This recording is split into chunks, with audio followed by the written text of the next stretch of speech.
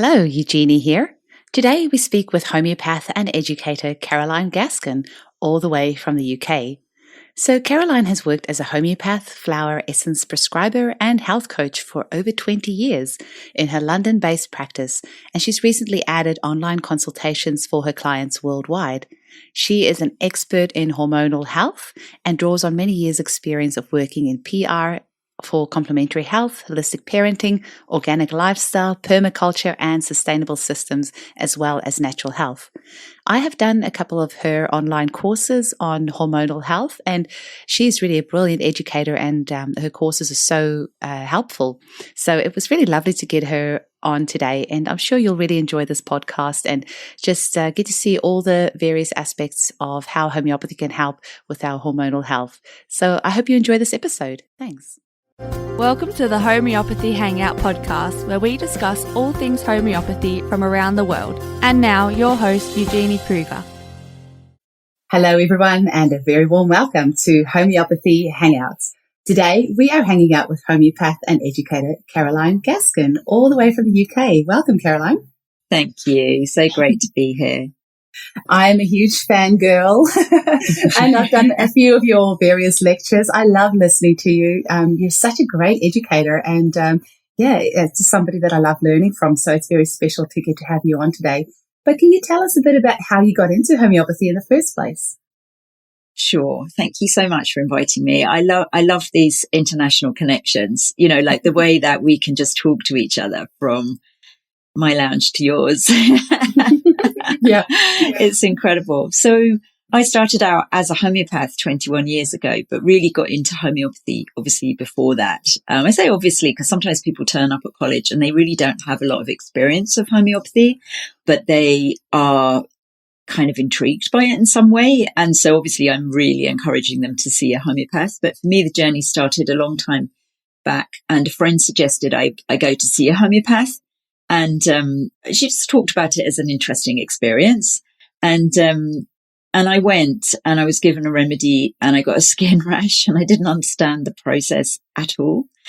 So it was a kind of funny experience, and it took me a long time to sort out the rash for various reasons. And I suppose I really got into homeopathy when I had my son. So I was given a remedy during labour, and it actually came in a little bit too late in the day.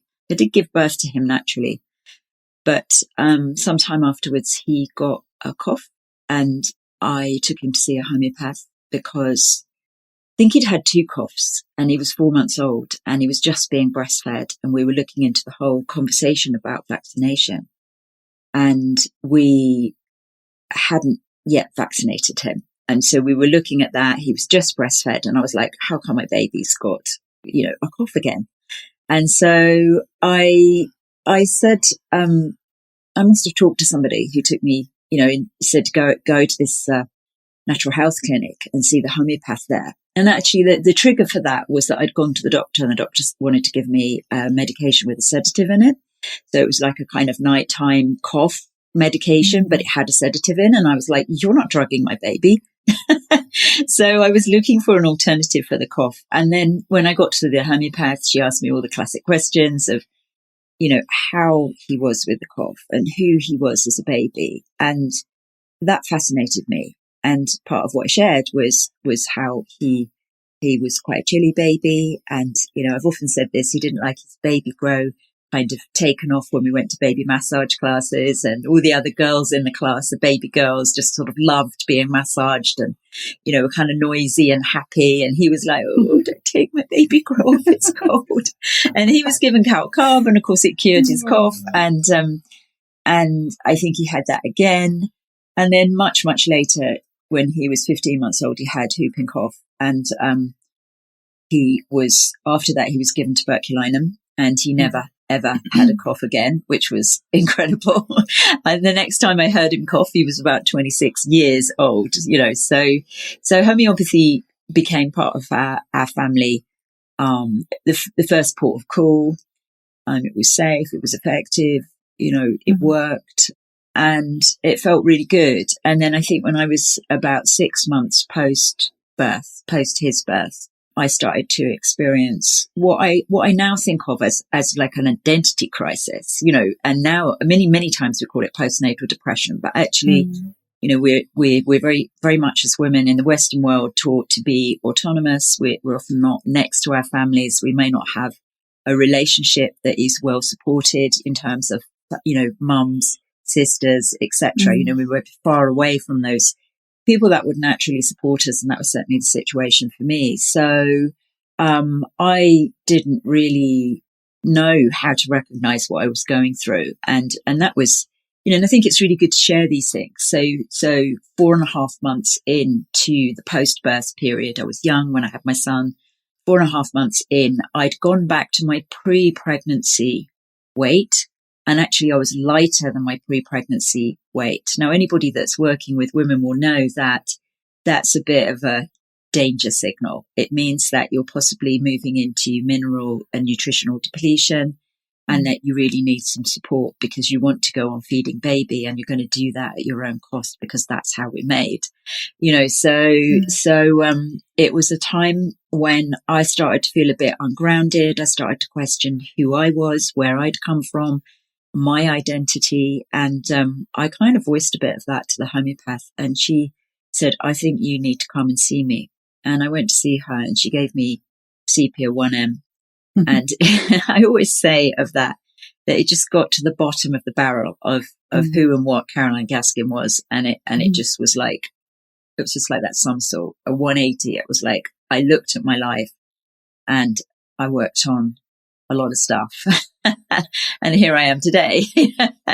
I love that you said that. I literally had a client in today that said exactly that. Her baby is, I think, about 18 months. And she's like, I don't know who I am. Like, it's something that we hear so often in the clinic, and that homeopathy can get in there and, help you on that energetic level to, balance things out. Is so amazing. You used an interesting term. You said it's an interesting experience going to see a homeopath. Or your friend said that to you. Why would you describe a homeopathic consultation as an interesting process?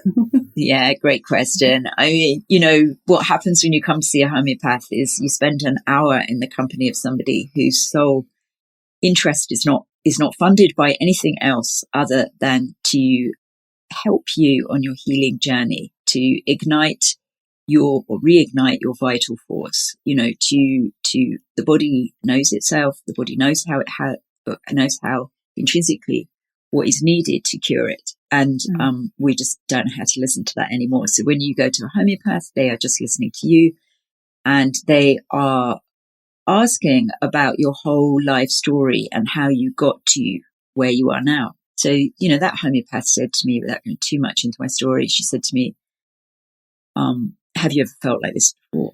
And I said, yes, I felt like this when I was 8. And she said, tell me about when you were 8. And I told her about when I was 8. And she said, you know that those feelings aren't normal, don't you? And I didn't know that. And I hadn't known that, for 20 years. I was 28 at the time. And so it really uncovered something for me. It really helped me look at a very deep change that had taken place in my life at that point in my life when I was nearly 8.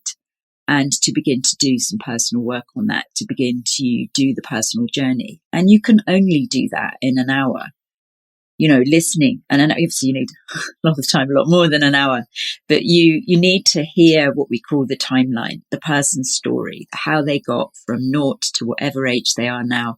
And if I have somebody in front of me who's 6 months old, I'm going to spend an hour with them finding about the pregnancy, the conception, that pre-birth journey into the world, and how the world is for that tiny being now. So in that, usually classically it's an hour, but we spend time listening to every aspect, every nuance of a person's disease, health, well-being, wherever they're at. And, as homeopaths, we're listening for things that the allopaths don't necessarily listen to or for. And I think the biggest thing for me, and it depends on whether you're a homeopath in the audience or not, so me and Eugenia will try and explain this, but, we're listening for the mental emotional symptoms. So that sort of, how is it for you emotionally? And how was it for you emotionally? And when did it change? And we're also listening to you, how is it for you physically? And many people will be able to identify with and talk about their physical symptoms in some way.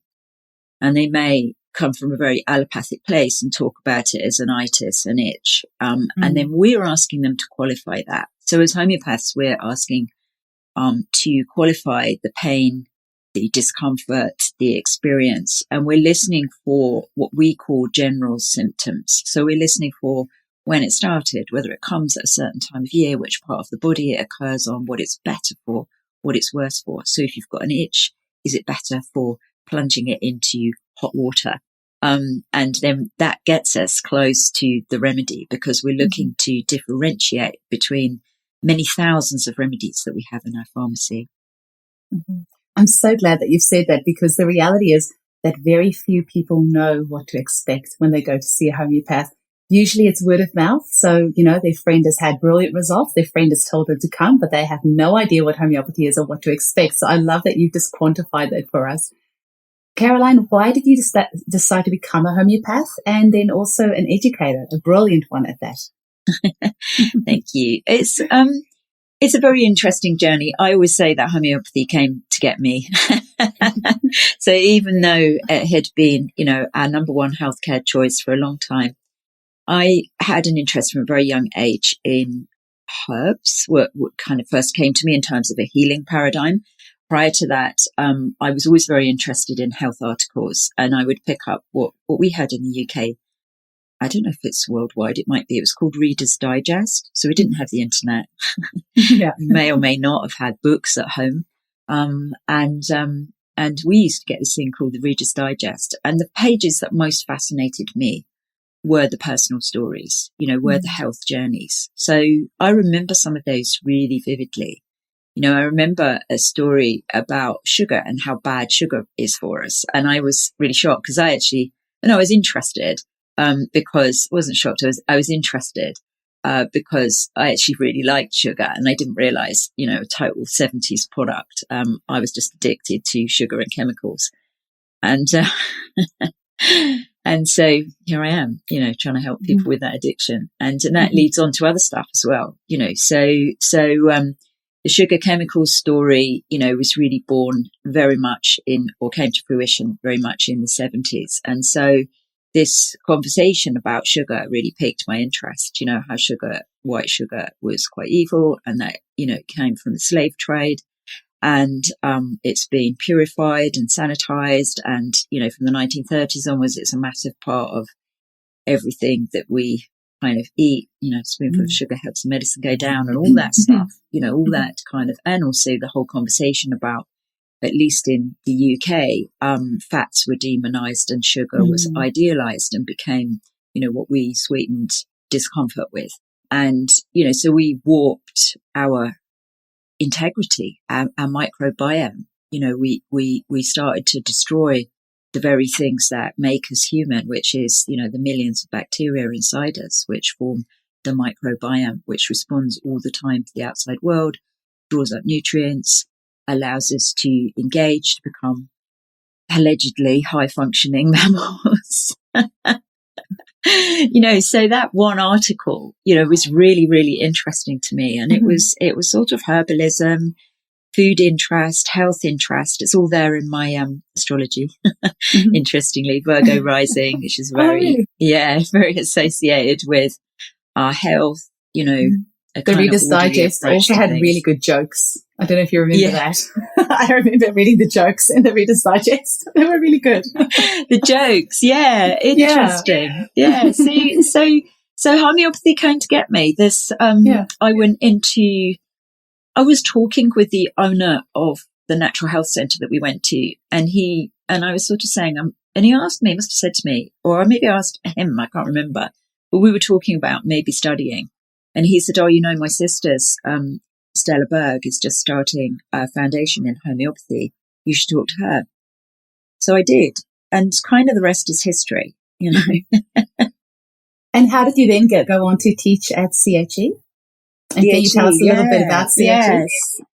So I trained to be a homeopath with Stella, 6 months foundation course. And she said, at the end of the course, she highlighted some courses for us, some directions that we could go in. And some people were going to be home prescribers. Some people were going to become homeopaths. And she said to me, you should go and study with Robert Davidson. He's a maverick. You're the right sort of person for CPH, the College of Practical Homeopathy. Mm-hmm. So I went to study with Robert, and Robert was an incredible person. He's taught, many of the leading homeopaths in the UK. And he studied under Thomas Morn. And Thomas Morn and John de Monte in the 1960s, 70s really changed the face of homeopathy and brought it out of, the dark ages, a very dry place, into modern day homeopathy. So a lot of amazing protocols, an incredible approach to being a practitioner. And one of my colleagues, Sarah Campbell, she said when we graduated, Robert, you've taught us to be able to prescribe anywhere. If the city's burning down and we're only sitting on the steps of Notre Dame with our repertories, we'd be able to prescribe, and that is so true, and that served me well through many world traumas, so I graduated in 2000. In 2001, we had, of course, the World Trade Center. In the UK after that, we had the tsunami, 2006. We had the London bus bombings, 2007.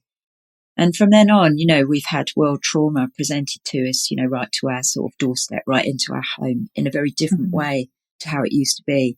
And each one of those, we've met those with trauma clinics, homeopathic response, knee-jerk reaction to go out and help the people involved. And I think the most recent in terms of that type of disaster for us was Grenfell, which is right into the heart of our city in London, when the tower block caught fire. And, we just went over and set up clinics, with our remedies. We asked people to post in remedies to support us with, people drove in from all over the place, to create several clinics to meet the needs of people in the immediate environment, not just in the tower. Wow. But, homeopaths have this incredible drive to help others in a way that I don't see in other complementary therapies. So it's been, an incredible journey so far. And of course, COVID, the most recent is how are we going to respond to a very different kind of crisis amongst us. And, I'm really conscious that was preceded by the fires in Australia, that this huge burning of the wood element happened, went through us. The forest fire went through the world. And then after that, it's like the worm that comes out of the wood, COVID emerged.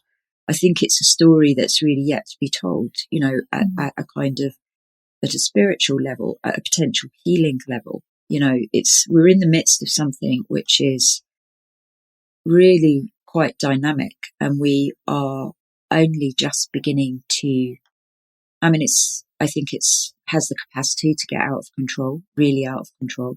I don't think it's out of control yet. I think the next few months, we're recording in October 2021. I think there's going to be a big unfolding. I think we're going to need to become stronger as a community. So the thing that I think the thread that's come through all of this, is becoming educators as homeopaths, supporting those in our immediate community. That's our practice, supporting each other, growing the group space, so through COVID, it's been a tremendous space to grow, like homeopathic first aid courses, to grow, looking after yourself, understanding our hormones. That's a big part of my work, working with hormonal imbalance and particularly menopause. But, just that kind of journey that we're on, as homeopaths is I often say we're nothing if not also educators. Every time someone comes in to see us one-to-one, they are going to need some support and education. So it really starts at that space. That's beautiful, because Samuel Hahnemann, who was the founder of homeopathy, he definitely had that as well, because he was always educating people about, health and hygiene. And that was, the early 1800s, before any of that was mainstream. He was already educating his clients about, all of these different things. So you're right. It's definitely an educating role as well. Yeah. Can we please next go into your specialty, hormones, menopause, and how you got into that and why you love it, and what sort of cases you see in your clinic? Because that's something I can talk about all day long as well, because our hormones, I only see women and children in my clinic. So it's all about the hormones. Yes. It's crazy to isolate hormones and say, in a way, I work with hormonal balance, because that immediately has people thinking, and acknowledging and only focusing on hormones as a kind of female, particularly a female. I'd say if we say I'm working in hormonal balance, I'd say 85% of that conversation is received as you sort out women's hormones. But actually, agreed. Hormones are chemical messengers in the body that are constantly interplaying and interchanging and exchanging information and triggering something else to happen. So, we eat a rich meal and a whole load of hormones come into action that are nothing to do with our female hormonal system. That's true. When we say we work in hormonal balance, generally, we're talking about balancing female hormones and maybe male hormones. And, there's a huge need for that. We're in crisis. We're seeing symptoms that are off the scale, and we're particularly seeing that at menopause. And menopause is, I think, my personal journey, with homeopathy is motherhood through menopause to the self and beyond, So there's something about starting out, with my children, with myself, that journey, and then moving through menopause. I'm very much post-menopause now, but it was doing a talk at International Women's Day a couple of years ago. I think it was just before COVID, actually, 2019.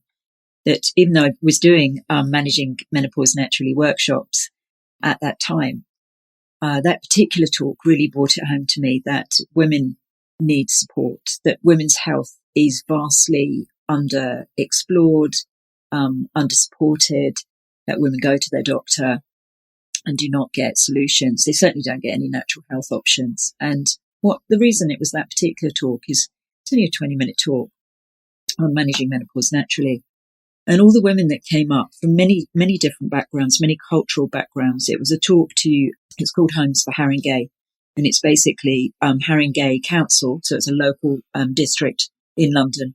The local council, home support, so public housing issues, mainly women working there, which was amazing, really, to see that women are the ones that are providing information about the home, support in the home. I just thought, that really struck me. And women from Haringey is a very mixed borough culturally. It's a bit like Southwest Sydney. So the audience was diverse. And I just had all these women come up afterwards and say, I had no idea there was any alternative to HRT. I instinctively don't want to take HRT, but I've been struggling. I had no idea. And I thought, oh my goodness, there's work for me to do at that kind of group, one-to-many level, that it's all very well working one-to-one with women who hear about what I do and come into that space. But actually, there's far more work to do at the one-to-one level to introduce some very simple measures, that we can take to balance our hormones. So that's been something of a mission, and I've done lots of talks and workshops, and I'd like eventually, and it's coming, to work more at that business to business level, so that we're educating within the corporate world about how to support women with transition, change, whether that is pregnancy, whether that is illness, particularly cancers, where you've got a big journey, but autoimmune disease, where you've got a big journey where you do need to be supported by the workplace. And of course, menopause, so that part of my work is big. And I have a Facebook group, which is a sort of freebie space. I have a YouTube channel, which has got some freebie stuff on it. And then we can dive into sort of a 2-hour workshop for probably, I'm going to say, a fifth of the cost of a one-to-one consultation. And, so there's lots of opportunity now that we're working online. To spread the word and really support, I think, women and clients, obviously, but, women in that wider space. It's always really sad when clients say they didn't know they had another option. And, like with the HRT, it's, I think if people actually knew what it was derived from and how it's made, they would probably be pretty shocked.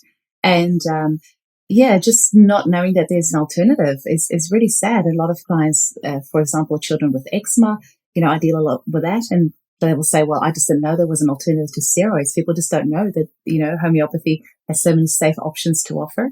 So that's great that you made them aware of that. And, often they can just hear this at just the right time. And that's why I'm so passionate about getting this podcast out there, because I can just imagine that, a mum driving, hearing this and then thinking, oh, there's another way. That's so wonderful. I'm saying driving because that's when most people, I think, listen to podcasts. That's certainly when I do. Absolutely. Doing the washing. Yeah. Yeah. So can you maybe share a few cases with us from your clinic, Caroline? Yeah. When you first said that, about what do you see, in your clinic? What came into my mind was a friend of my daughter's. My daughter's 29 now, but when she was a little bit younger, a friend of hers from college came to stay for a few days. I think she had work experience in London, and she said, "So I know that you're a homeopath, and I sort of know a little bit about what that." But she said, "Well, what do you actually do? What do you actually work with?" And I said, "What a great question!" And I wrote down everybody that I prescribed for in the week and their sex, their age, and what I prescribed for. And it was such a huge diversity, and it was sharing that with her was really interesting, because it was a lesson to myself about how adept we are as homeopaths, in general practice, and that we might specialize, but we always get in this incredible variety of ages, stages of disease and demographics, So some of my most interesting cases, I guess, are when somebody comes in and they are ready in a way for homeopathy. Perhaps other groups of people aren't. And it's been some of my biggest teachings in terms of what we call the homeopathic conversation and managing cases. And I'm thinking of, because I work in central London, very near Harley Street, I work at Ainsworths Pharmacy. And that's right in the heart of central London, just north of Oxford Street, which is our busy shopping street, just like it is in Sydney. And just north of there is Ainsworths, and just near there is Harley Street. And Harley Street is internationally famous on a medical level. And so we will get people falling out of Harley Street into Ainsworths asking for support. And some of my biggest teachers, in a way, have been my Muslim clients, my Middle Eastern clients, who have a deep spiritual practice. And we don't have that in the UK in general. Us white, Caucasian types, and they're definitely the same in Australia as well, don't have a massive spiritual, religious background practice in the main. We're a long way from that. So when someone comes in and they have that and they are attending to themselves spiritually, they are much more ready for this energy medicine to slide in. And that was really interesting. Often somebody who has been doing some psychotherapy is also ready for something else to slide in because they're attending to their mental emotional needs. If somebody comes in and they've had a lot of good quality nutrition and maybe supplementation, then that part of them is being looked after and they are more ready for homeopathy. So the people who really aren't doing anything in their lives are the ones that we might perhaps be more careful with in terms of our prescribing. So we might start with a lower potency, or we might start with a potency like LMs that can gently slide into the system and begin to wake up to, as I said, the homeopathic conversation. So I think that can be a useful indicator for us. And it was something that I wasn't really taught, to make an assessment about where someone was at mentally, emotionally, physically, spiritually, and how ready they were for homeopathy. So that's actually a gem. Yeah, definitely. And a recent gem, talking of gems, that I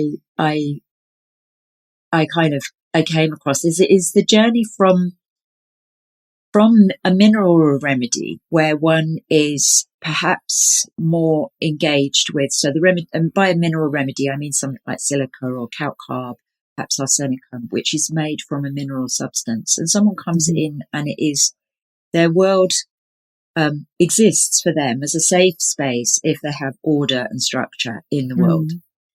And then if they're a plant remedy, or they move into the plant remedy state, and I'm thinking of a client in particular who moved from those types of remedies into lycopodium, did very well on lycopodium, and actually a bit of aurum when some grief came up. And then one day I looked at her and I realised that she'd lost her sparkle. And I gave her remedy golden topaz.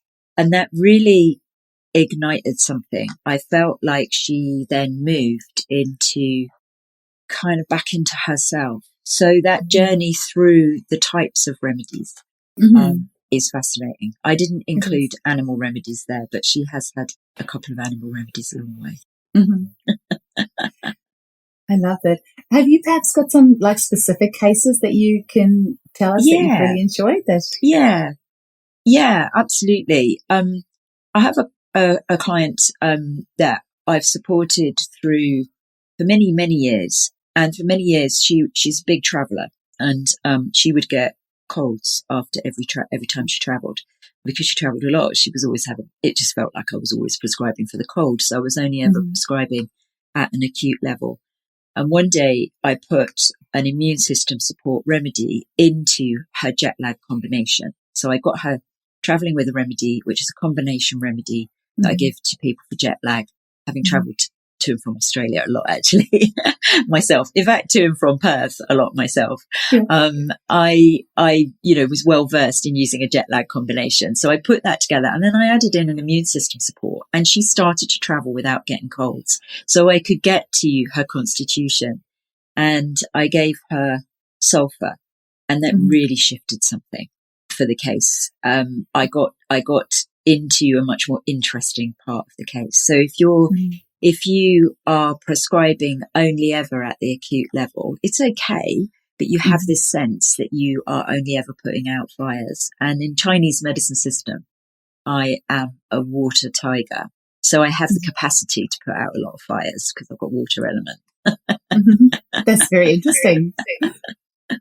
Do you use Chinese medicine, or I love the system. Do you use it? No, I wish that was if I was going to study anything else ever, which I don't think I'll ever have time because homeopathy is so all consuming and I'm just forever, learning new things about homeopathy. But if I was ever to study another modality, I think it would be TCM. I think it's got the ability to, I just find it really fascinating, the tiny little bit that I know about it. And I think it ties in well with homeopathy from what I've heard.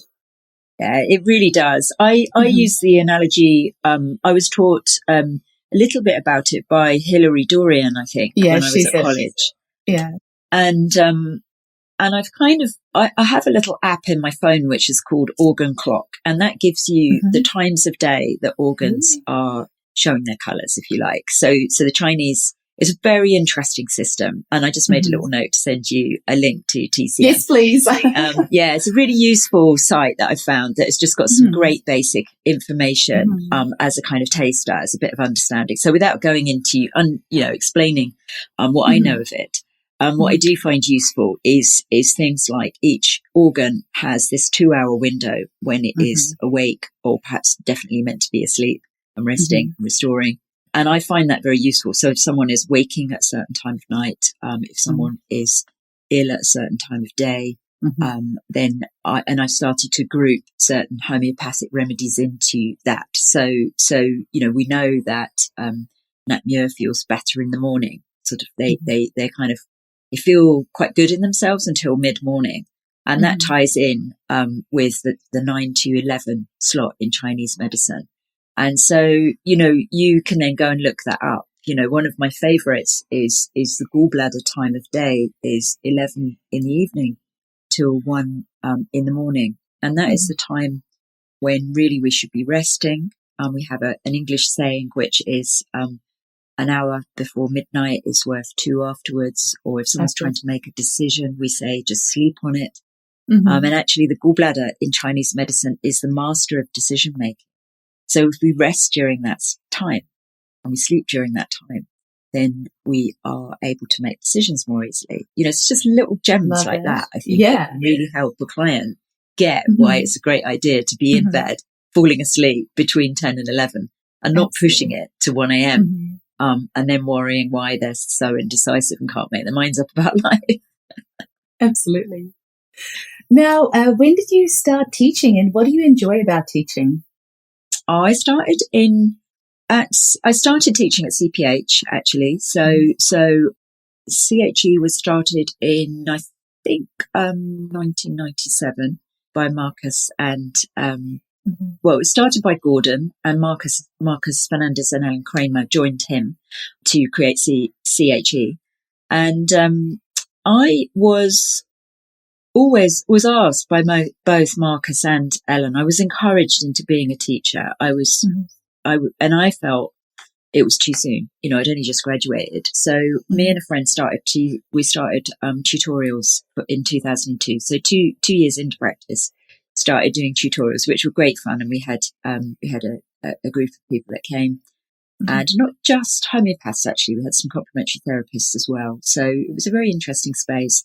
And then I started to teach at CPH. We ran an independent clinic as well outside of CPH called the Angel Clinic that new graduates could come to. So there's some really great kind of like learning spaces along the way. And I love it. I channel, I realize now, people will say, oh, can you just say that again? I'll be like, not really, no. And I think what I love about teaching at the moment, since we're using the online space a lot, is it really fulfills the big creative side as well for me. So my background is fine art textiles. I was in the creative world before I got into training as a homeopath. I have a background in PR as well. And some really good skills to bring into your clinic. Yeah, definitely. And I share that. So my next step in terms of teaching is to start. I'm working on a course for developing your practice, for setting up your practice, for developing your practice, for a thriving practice, to share the skills that I've got and have learned along the way in terms of becoming who you're meant to be as a homeopath. So, I think that's really a big part of what I enjoy about it is you never know. We don't know ourselves, what we're going to get into in this journey as homeopaths. But it is amazing. There's some magic in being part of that. And this weekend, the students from 2021 at CHE graduated. So I started teaching at CHE more recently. I used to run their tutorials a long time ago. So that was sort of in the early 2000s. And then started teaching for them, I guess around 2014, I think it is. And I teach on both the full-time and the part-time courses, which is interesting because full-time is 2 years, part-time is 4. And so we get quite different groups of people on those courses often. And sometimes people will change from one course to another because their circumstances change. And we're, very much in this space, which is incredibly privileged, to support people through their journey, whatever it is, as they train, into becoming who they're meant to be as homeopaths. It's amazing. And I'm wondering, Caroline, do you have a specific type of person that comes through and study to be a homeopath? For me, so to personalize it's I think it's only ever been women who've come to see me in my practice who have moved into being healers, and they're not always homeopaths. Sometimes I also work with the flower essences, particularly your Australian bush flower essences. And so sometimes it's flower essences, and sometimes it's simply knowing that someone that comes in is a healer, and I say to them, especially the ones that ask a lot of questions, they come with a lot of anxiety actually, and they ask a lot of questions. And I say to them, you'd actually make a really good homeopath. You're asking the right questions. It's funny. I was wondering whether that was a prerequisite because I do have a couple of my clients who have gone on to study homeopathy, and their main complaint when they came to see me was anxiety. So it's interesting because I think as homeopaths, you have to constantly question everything. And maybe when you're anxious, you've got that predisposition to be questioning everything. So, yeah, who knows? Absolutely. I just wanted to echo that about questioning, because one of the things I've said through COVID, is I am a walking question box. I have been asking so many questions, not necessarily getting answers, but I was asking so many questions through all of this, what is really going on is the biggest one. But, down to, I want to know. And it doesn't always have the answers. And thankfully there are some movers and shakers and speakers out there. I was listening to Russell Brand this morning, and just just asking the right questions, which is fantastic. How do you see homeopathy fitting into all this craziness that's been going on in the world in the last year? So how are homeopaths able to help? So say anyone's listening to this right now and they've been affected by COVID and what's happening in some way. How do you think homeopathy can help them? I've got one word. I'd say beautifully. Great. Specifically, I would say what I encourage my clients to do, and I have from the get-go, is to get a decent homeopathic kit. In the UK, they do send them out internationally, and I don't know what you have in Australia. I'd love to hear actually from because I do have some Australian clients. We have Ainsworths that I work at. They have a 42 remedy kit, and then we have Helios who have a 36 remedy kit. We have another big pharmacy called Nelson's. I'm sure they have some kind of kit. I'm not familiar with it, and I should pop in and see those guys and see what they do. But when you've got a homeopathy kit, you only have 42 of the many thousands of remedies that we have in our pharmacy, but you have 42 very well chosen remedies. And I would honestly say that all the people that I've been coaching through COVID, and that's whether they're vaccinated or not, because obviously that's been going on since the beginning of 2021, but, last year and this year, I've simply been using their kit.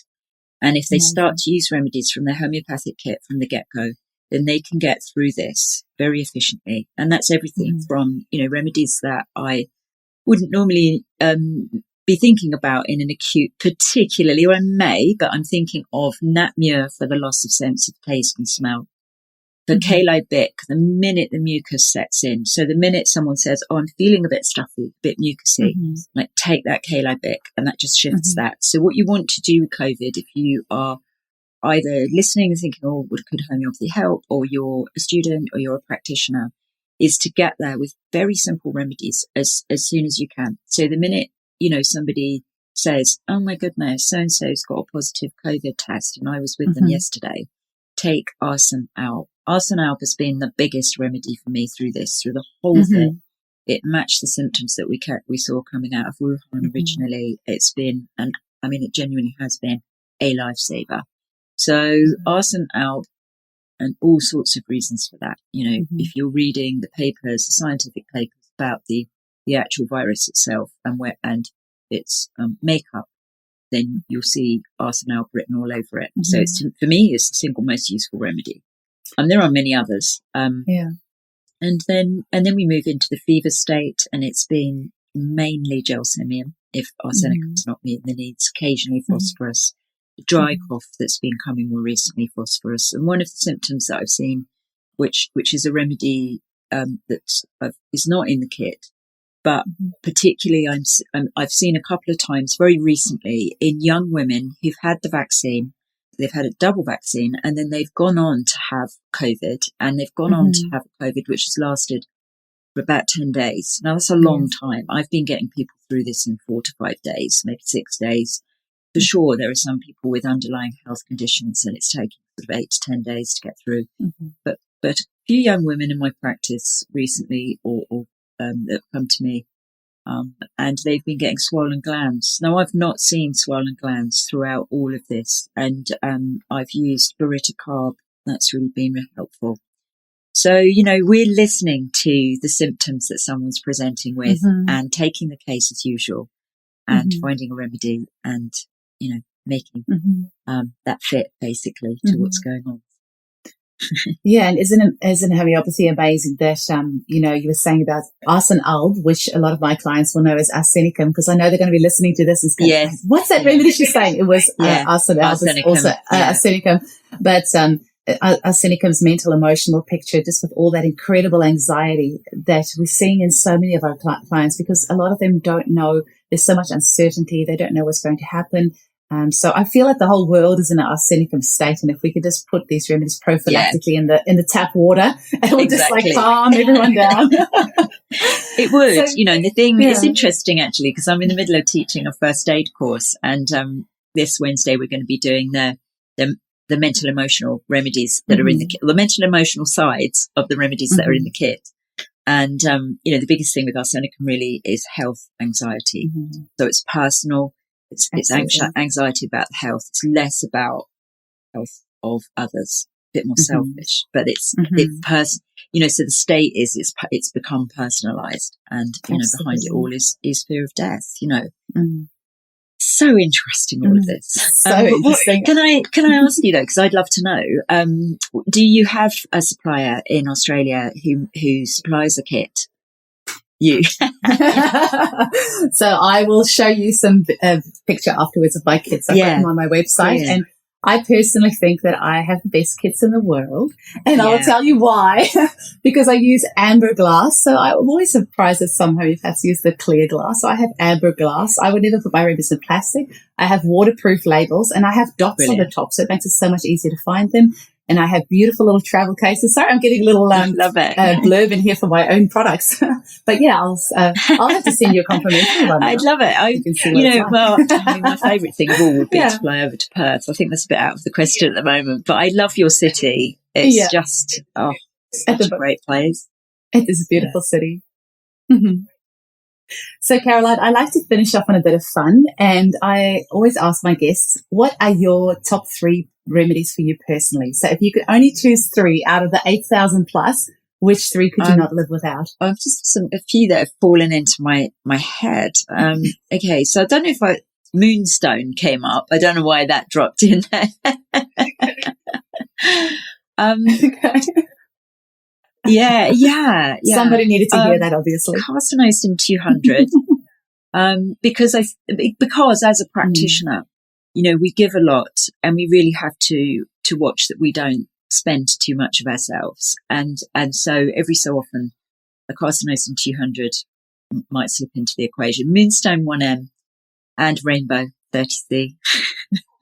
I have got 1,200 remedies in my clinic, but I don't have Moonstone 100%. Or Rainbow, so I'm going to have to order them now. I want to thank you so much for your time today. I really appreciate it, and I look forward to doing more of your courses. Keep producing them because I love watching them. Thank you. And thank you so much for your time. Bye. Hi homies, I'd like to invite you to come and join me at the Homeopathy Hangout Podcast Facebook group, where we can discuss past episodes and you can help me decide on new content for the show. Also be sure to check out my YouTube channel, where you'll find my free Homeopathy at Home 30-minute introduction video, which is perfect for anyone completely new to homeopathy who's ready to take charge of their own health. Just search for Eugenie Kruger Homeopathy on YouTube. And if you'd like to support this podcast, you can make a once-off $5 donation by visiting www.buymeacoffee.com/hangout. Or if you'd like to make a monthly donation, you can visit www.patreon.podbean.com/homeopathy hangout. And if you're in Australia and you'd like to purchase one of our beautiful homeopathic kits, single remedies, or one of our amazing combination remedies, visit www.eugeniekruger.com, where you can also sign up to our newsletter so you don't miss out on any special offers. And if you're interested in advertising on our show, please email info@eugeniekruger.com. Thanks so much for listening.